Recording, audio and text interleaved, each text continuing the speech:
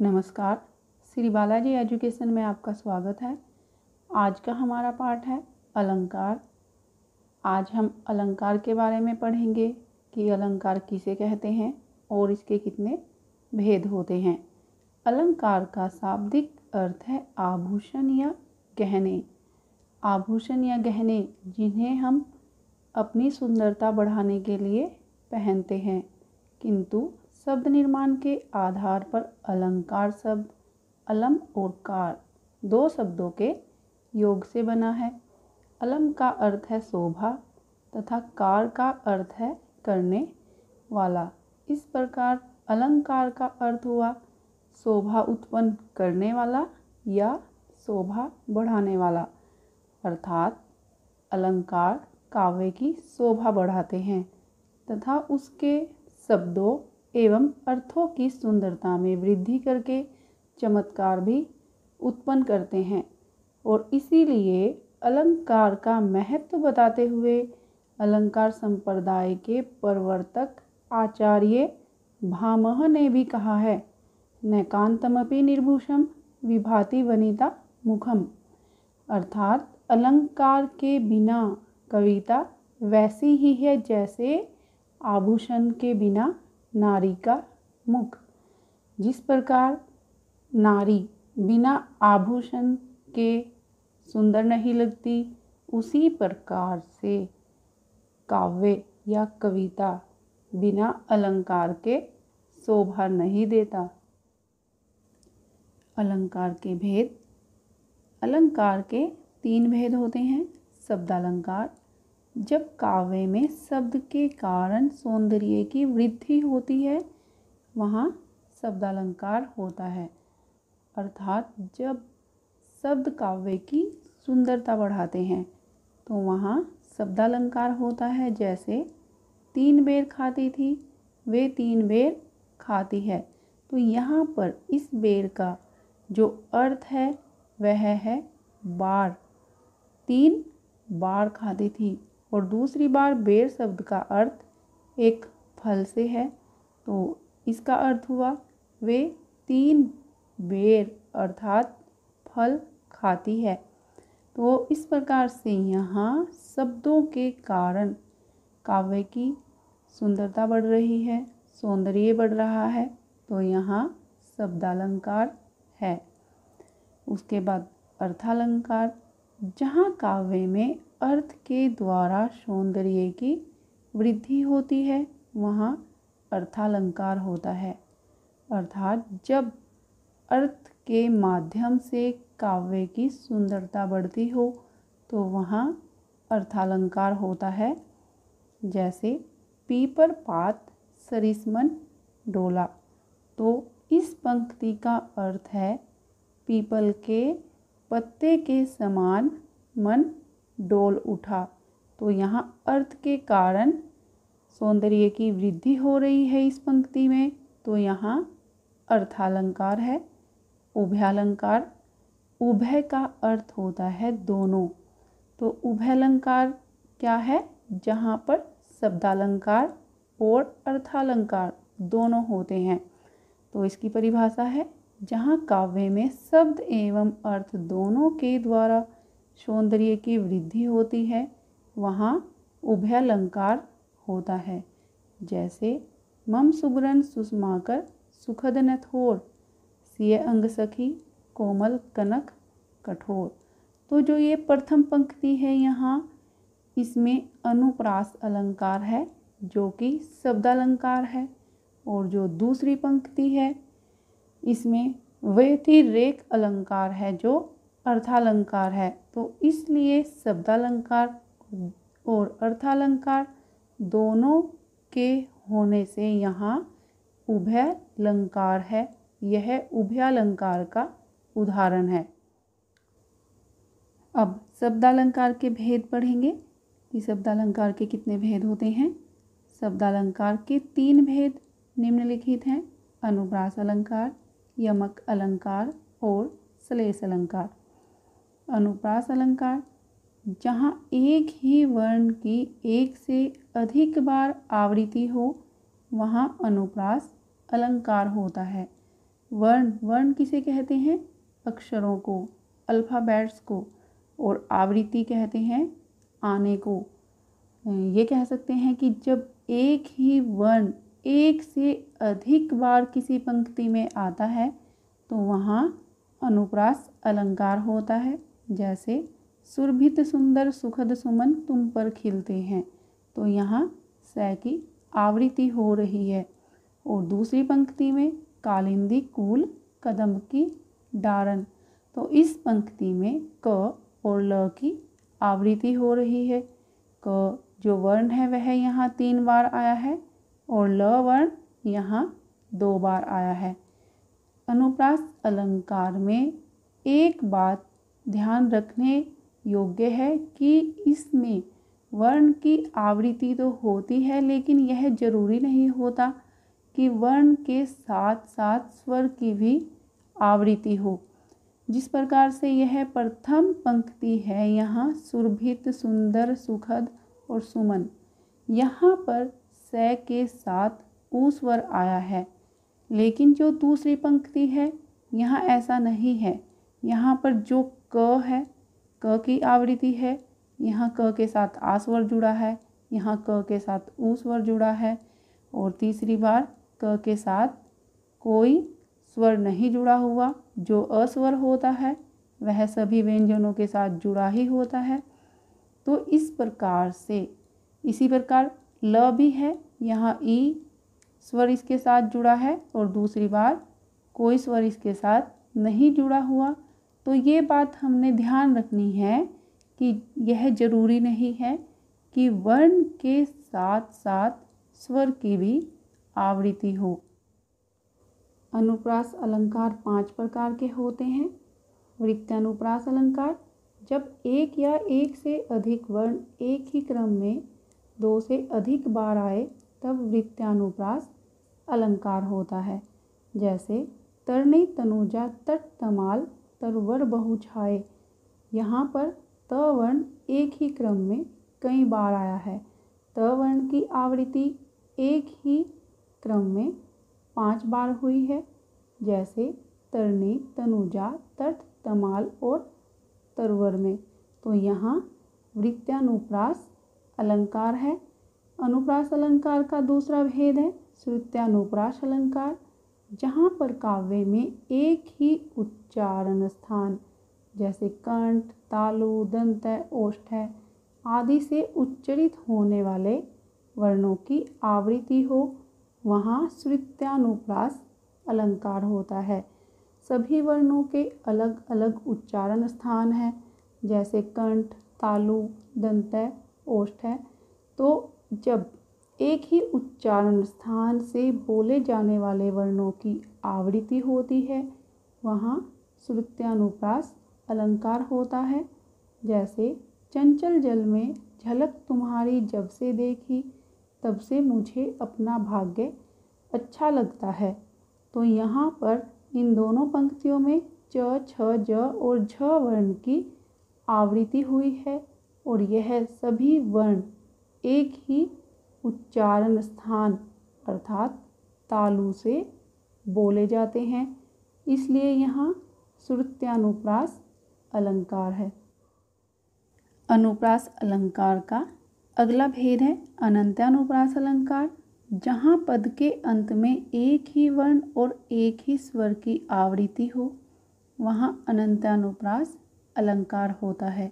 जैसे ऐसो को उदार जगमाही, बिनु सेवा जो द्रव्य दीन पर राम सरिस को नाही, तो यहाँ प्रथम पंक्ति के अंत में ह वर्ण है और जो दूसरी पंक्ति है उसके अंत में भी ह वर्ण है और दोनों के साथ ई स्वर जुड़ा हुआ है और साथ में अंग की बिंदु भी दोनों के साथ लगी हुई है। तो यहाँ क्या होता है, अनंत्यानुप्रास में पद के अंत में एक ही वर्ण और एक ही स्वर की आवृत्ति होती है, तो यह अनंत्यानुप्रास अलंकार का उदाहरण है। अनुप्रास अलंकार का अगला भेद है छेकानुप्रास अलंकार, जहाँ एक अथवा अनेक वर्णों की बार बार आवृत्ति होती है वहाँ छेकानुप्रास अलंकार होता है। जैसे सुमिरत सुखमा हियत हुलसी है, गावत प्रेम पुलकी तुलसी है। तो यहाँ पर स, ह, त और प वर्णों की आवृत्ति हो रही है, इसलिए यह छेकानुप्रास अलंकार का उदाहरण है। अनुप्रास अलंकार का अगला भेद है लाटानुप्रास अलंकार। जहाँ शब्द और अर्थ एक से प्रतीत हों किंतु अन्वय करने पर उनमें अंतर दिखाई पड़े वहाँ लाटानुप्रास अलंकार होता है। जैसे पराधीन जो जन नहीं स्वर्ग नरकता हेत, पराधीन जो जन नहीं स्वर्ग नरकता हेत। तो यहाँ पर हम क्या देख रहे हैं कि हमें शब्द एक जैसे दिखाई दे रहे हैं और शब्दों के कारण ही हमें उनका अर्थ भी एक जैसा ही लगता है, किंतु अब हम इनका अन्वय करेंगे तो हमें उसमें अंतर दिखाई देगा। जैसे कि यहाँ पर जो प्रथम पंक्ति है यह पराधीन जो जन, तो इसका अर्थ है कि जो जन या मनुष्य पराधीन है अर्थात जो स्वतंत्र नहीं है, नहीं स्वर्ग नरकता हेत, कि उसका स्वर्ग नहीं है, वह नरक के समान है। और जो दूसरी पंक्ति है पराधीन जो जन नहीं, तो इसका अर्थ है कि जो जन या मनुष्य पराधीन नहीं है अर्थात जो स्वतंत्र है, स्वर्ग नरकता हेत, कि उसका नरक भी स्वर्ग के समान है। तो इस प्रकार से अन्वय करने पर, इनका अर्थ निकालने पर हमें अंतर दिखाई दे रहा है। तो यहाँ लाटानुप्रास अलंकार है। शब्दालंकार का दूसरा भेद है यमक अलंकार। जहाँ एक ही शब्द अथवा शब्द समूह एक से अधिक बार प्रयुक्त हों परंतु उनके अर्थ अलग अलग हों वहाँ यमक अलंकार होता है।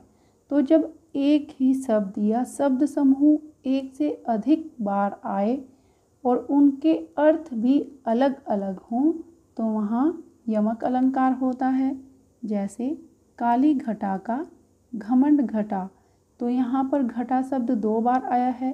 जो ये पहली बार घटा आया है इसका अर्थ है बादल, और जो दूसरी बार घटा आया है इसका अर्थ है कम होना, अर्थात जो काले बादल हैं उनका घमंड या अहंकार कम हो गया है। तो इस प्रकार से घटा शब्द के अलग अलग अर्थ हैं यहाँ पर। और दूसरा उदाहरण है कनक कनकते 100 गुनी मादकता अधिकाय, वा खाए बोराए जग या पाए बोराए। तो यहाँ पर कनक कनक शब्द 2 बार आया है और दोनों बार इनका अर्थ अलग अलग है। एक जो कनक है उसका अर्थ है धतूरा, और जो दूसरी बार कनक शब्द का प्रयोग हुआ है उसका अर्थ है सोना। तो यहाँ पर कहा गया है कि धतूरे से अधिक मादकता, मादकता कहते हैं नशे को, कि धतूरे से भी 100 गुना अधिक नशा सोने में होता है। क्योंकि जो धतूरा होता है उसको तो खाने से जो इस संसार के लोग हैं वो बोर आ जाते हैं, पागल हो जाते हैं, उन्हें नशा हो जाता है।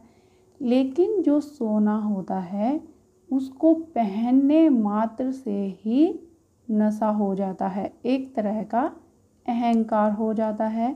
तो इस प्रकार से यहाँ कनक कनक शब्द के 2 अर्थ हैं और यहाँ यमक अलंकार है। शब्दालंकार का अगला भेद है श्लेष अलंकार। जब किसी काव्य में एक शब्द का प्रयोग एक ही बार हो किंतु उसके 2 या 2 से अधिक अर्थ हों तब श्लेष अलंकार होता है। श्लेष का अर्थ होता है चिपका हुआ, अर्थात जहाँ किसी शब्द के साथ एक से अधिक अर्थ चिपके हुए हों वहाँ सलेस अलंकार होता है। कहने का अर्थ है कि जब किसी पंक्ति में कोई शब्द एक ही बार प्रयोग में आया हो, एक ही बार प्रयुक्त हुआ हो, किंतु उसके एक से अधिक अर्थ निकलते हों, तो वहाँ सलेस अलंकार होता है। जैसे सुबरन को ढूंढत फिरत कवि व्याभिचारी चोर। तो यहाँ पर सुबरन के 3 अर्थ हैं। कवि के संदर्भ में सुबरन का अर्थ अच्छे अक्षरों से है, और व्याभिचारी के संदर्भ में सुबरन का अर्थ गोरे रंग से है, और चोर के संदर्भ में सुबरन का अर्थ सोने से है। उसी प्रकार दूसरा उदाहरण है, मंगन को देख पट देत बार बार है। तो यहाँ पर मंगन जो शब्द आया है वह याचक के लिए, भिखारी के लिए ये प्रयुक्त हुआ है यहाँ पर। और इस पंक्ति में पट शब्द के 2 अर्थ हैं। पट शब्द का एक अर्थ है दरवाजा और दूसरा अर्थ है वस्त्र। तो इस प्रकार से इस पंक्ति का अर्थ हुआ, भिखारी को देखकर बार बार दरवाजे को बंद करना, और दूसरा अर्थ हुआ भिखारी को देखकर बार बार वस्त्रों को देना। तो दोनों पंक्तियों में एक ही शब्द के एक से अधिक अर्थ हैं, तो इसलिए इनमें सलेस अलंकार है। यह दोनों पंक्तियाँ सलेस अलंकार का उदाहरण है। सलेस अलंकार 2 प्रकार के होते हैं, अभंग पद सलेस और सभंग पद सलेस। अभंग पद सलेस जहाँ शब्द को भंग किए बिना एक से अधिक अर्थ निकले, वहाँ अभंग पद सलेस अलंकार होता है। तो यहाँ पर भंग किए बिना का अर्थ है शब्द के टुकड़े किए बिना जब एक से अधिक अर्थ निकलते हों, तो वहाँ अभंग पद सलेस अलंकार होता है। जैसे रहीमन पानी राखिए बिन पानी सब सून, पानी गए न उब रही मोती मानुस चून। तो यहाँ पर पानी शब्द के 3 अर्थ हैं, और आपको यहाँ देखने में पानी शब्द 3 बार नजर आ रहा है, किंतु दूसरी पंक्ति में ध्यान से देखिए कि पानी शब्द का प्रयोग एक ही बार हुआ है। यहाँ पर पानी शब्द मोती, मनुष्य और चून के संदर्भ में प्रयुक्त हुआ है। मोती के संदर्भ में पानी का अर्थ मोती की चमक से है।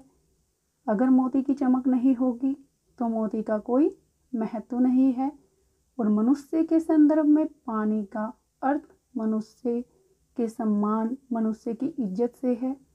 अगर इस संसार में मनुष्य की इज्जत नहीं है तो उसका जीना व्यर्थ है। और चून के संदर्भ में पानी का अर्थ पानी ही है। यहाँ पर चून के 2 अर्थ लगाए जा सकते हैं। एक चून आटे को कहते हैं और दूसरा अर्थ इसका चूने से लगाया जा सकता है। तो हम अगर आटे को पानी से गूँथेंगे नहीं तो उसकी रोटियां नहीं बनेंगी।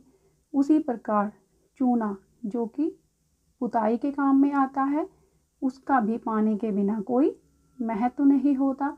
तो यहाँ पर पानी शब्द के 3 अर्थ हैं, इसलिए यहाँ अभंग पद सलेस अलंकार है।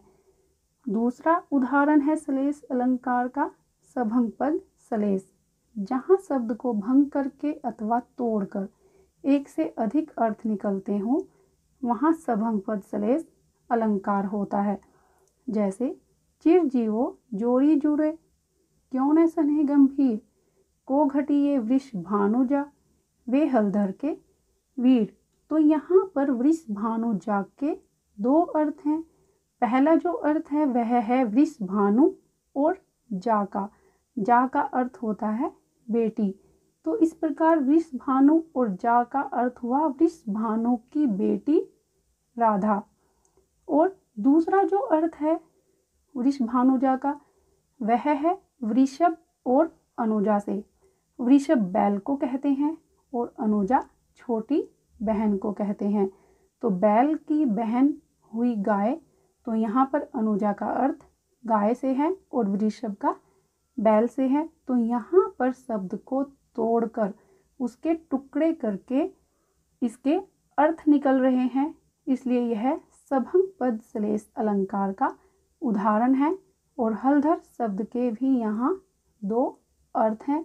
एक हलधर बलराम को कहते हैं और दूसरा हलधर बैल को कहा जाता है।